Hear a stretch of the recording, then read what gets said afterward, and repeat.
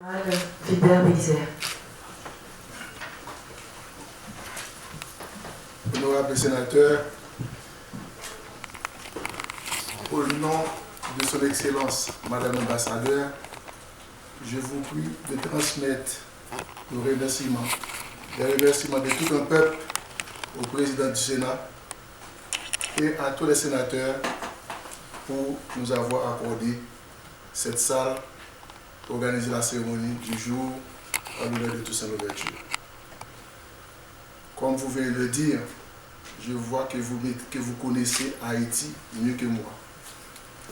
Car tout à l'heure, je vous ai entendu parler des défis de compère général Soleil, de Jacques-Stéphane Alexis, je restais ébahi.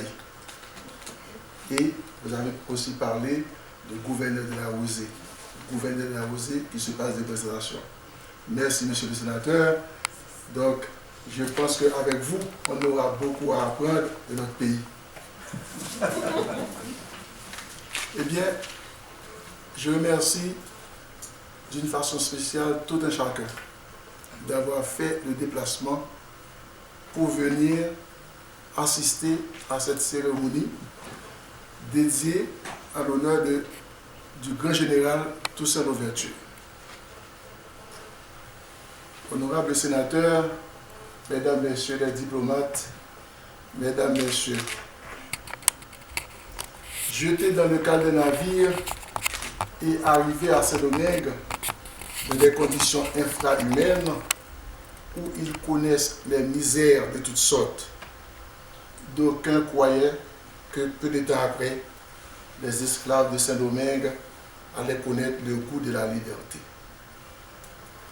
Le philosophe français du siècle des Lumières, Jean-Jacques Rousseau, a écrit « L'esclavage est un état si démoralisant que celui qui s'y trouve plongé en perd toute velléité d'en sortir. »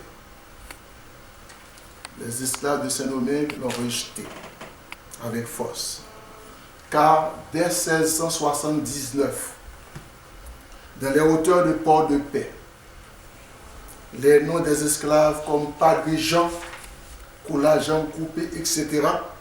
ont commencé à résonner. D'où la naissance des révoltes à travers le vaudou, le marronnage, complot, empoisonnement et j'en passe. Tout cela font partie des luttes intestines des esclaves. Preuve que l'homme noir de Saint-Domingue a toujours refusé l'esclavage et ses conditions. Honorables sénateurs, mesdames, messieurs, le 7 avril 1803, l'un des piliers de la révolution de Saint-Domingue a rendu l'âme au fort de Joux dans le Doubs.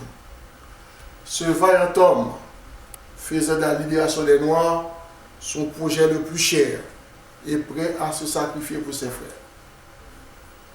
En se présentant devant eux, il eut à dire « Mon nom est Toussaint Louverture. Je me fais connaître jusqu'à vous. J'ai entrepris la vengeance. Je veux que la liberté règne à Saint-Domingue. »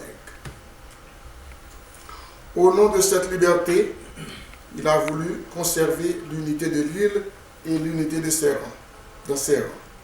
Il a choisi la reddition. Ce n'est pas par lâcheté, mais par amour pour son pays.